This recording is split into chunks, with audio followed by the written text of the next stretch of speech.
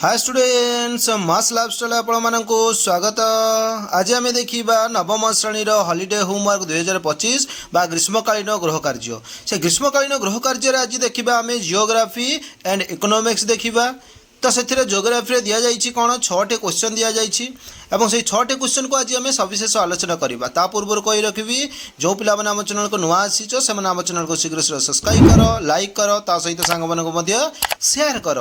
देख एक नंबर दि जाइए भारतर आकार और अवस्थिति उल्लेख कर मानचित्र सह। से आकार और अवस्थिति गुड़ाक मुझे आलोचना करी मानचित्र मुझे देउछि सेगुड़ाक देखिनियो। देख उत्तर रही भारतर क्षेत्रफल 3.28 न्यूज वर्ग किलोमीटर एवं पृथ्वीर क्षेत्रफल प्राय 2.4%। भारत पृथ्वीर सप्तम बृहत्तम देश। भारतर आकार प्राय त्रिभुजाकार। भारतर उत्तर गोलार्धे एशिया महादेश दक्षिण भाग अवस्थित। यह 8 डिग्री 4 मिनिट उत्तर अक्षांश 37 डिग्री 6 मिनिट उत्तर अक्षांश एवं 68 डिग्री 7 मिनिट पूर्व द्राघिमा 97 डिग्री 25 मिनिट पूर्व द्राघिमा पर्यंत विस्तृत। यार निकोबर द्वीपर दक्षिण अंश 6 डिग्री 50 मिनिट उत्तर अक्षांश पर्यंत लंबी अच्छी। कर्कटक्रांति भारतर मध्य दे जाइए। भारतर उत्तर में काश्मीर ठारू दक्षिण में कन्याकुमारी पर्यंत प्राय 3200 किलोमीटर एवं पश्चिम में गुजरात कच्छ ठारू पूर्व में अरुणाचल प्रदेश लंजू पर्यंत 300 किलोमीटर पर्यंत विस्तृत। यार स्थलभाग सीमारेखार दैर्घ्य 15200 किलोमीटर एवं उपकूल रेखार दैर्घ्य अंडमान और निकोबर द्वीपपुंज को मिसाई 7500 किलोमीटर अधिक। एवं नेक्स्ट मु मानचित्र दे दूची, मानचित्र भी देखिनियो। देख उत्तर में हिमालय ठारू दक्षिण में कन्याकुमारी पर्यंत पूर्व में अरुणाचल प्रदेश पश्चिम में गुजरात कच्छ पर्यंत यह हूँ भारतर भूखंड। नेक्स्ट क्वेश्चन देख 2 नंबर रही कर्कटक्रांति भारतर केतगोटी राज्य दे गति करिछि ताहा मानचित्र सह दर्शाओ।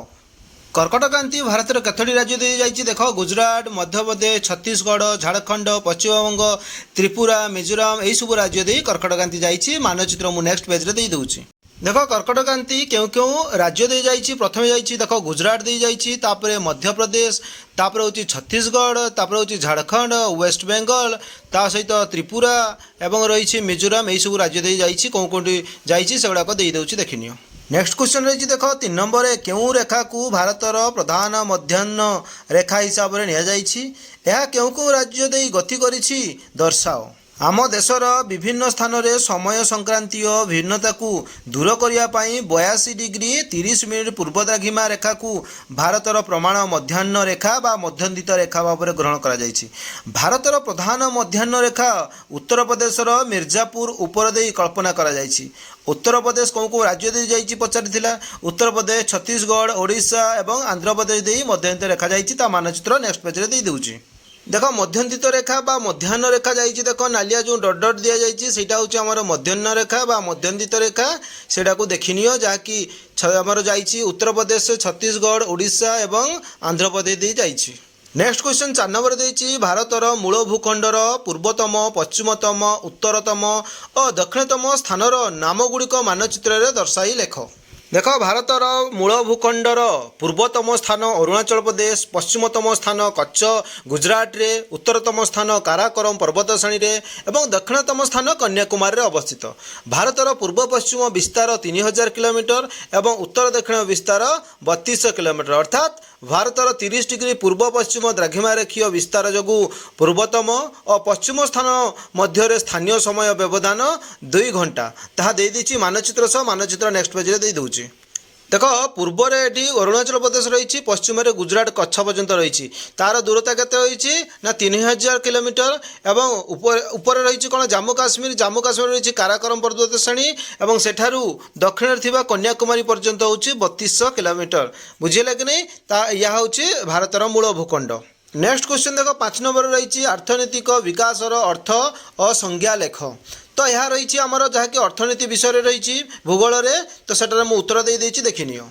आर्थिक विकास कहले कौन बुझाए ना आर्थिक विकास कहले साधारणतः देशर अर्थनीति क्षेत्र में परिलक्षित होता अभिवृद्धि को बुझाए। अर्थात जातीय आय एवं मुंडबिछा आय रे क्रमागत वृद्धि हेले अर्थनैतिक विकास होता है। जनसंख्यार नियंत्रण अवस्था आनी जातीय आय बा नेशनल इनकम रे अभिवृद्धि हेले मुंडबिछा आय बा पर कैपिटल इनकम ବୃଦ୍ଧି ଘଟେ। ମାତ୍ର ଜାତୀୟ ଆୟ ବା ମୁଣ୍ଡପିଛା ଆୟର ଅଭିବୃଦ୍ଧି ଅର୍ଥନୈତିକ ବିକାଶର ମାପକାଠି ନୁହେଁ। ଅର୍ଥନୈତିକ ବିକାଶ ନିମନ୍ତେ ଜାତୀୟ ଆୟ ଓ ମୁଣ୍ଡପିଛା ଆୟ ବୃଦ୍ଧି ସହ ଜନସାଧାରଣଙ୍କର ଜୀବନ ଧାରଣ ମାନରେ ଉନ୍ନତି ଆବଶ୍ୟକ। ନେକ୍ସଟ କ୍ୱେଶ୍ଚନ ଦେଇଛି ମୁଣ୍ଡପିଛା ଆୟ ଓ ହାରାହାରି ଆୟ କିପରି ନିରୂପଣ କରାଯାଏ ଲେଖ। ତ ସେଗୁଡ଼ାକ ମୁଁ ଦେଇଦେଇଛି, ତୁମମାନେ ଲେଖିନିଅ, ତା ସହିତ ବହିରେ ମଧ୍ୟ ଅଛି, ତୁମମାନେ ଦେଖିନେବ। ଗୋଟିଏ ଦେଶର ଆୟ ହେଉଛି ସେ ଦେଶର ସମସ୍ତ ଲୋକଙ୍କର ଆୟର ସମଷ୍ଟି। ଏହା ସେହି ଦେଶର ସମୁଦାୟ ଆୟ ବା ଟୋଟାଲ ଇନକମ୍କୁ ବୁଝାଏ। କିନ୍ତୁ ଆମେ ତୁଳନା କଲାବେଳେ ସମସ୍ତ ଆୟକୁ ବିଚାରକୁ ନେଇ ନଥାଉ, କାରଣ ସବୁ ଦେଶଗୁଡ଼ିକର ଜନସଂଖ୍ୟା ସମାନ ନୁହେଁ। ତେଣୁ ଏଠାରେ ଆମେ ହାରାହାରି ଆୟ ବା ଏଭରେଜ ଇନକମ୍ ଦ୍ୱାରା ହିଁ ତୁଳନା କରିଥାଉ।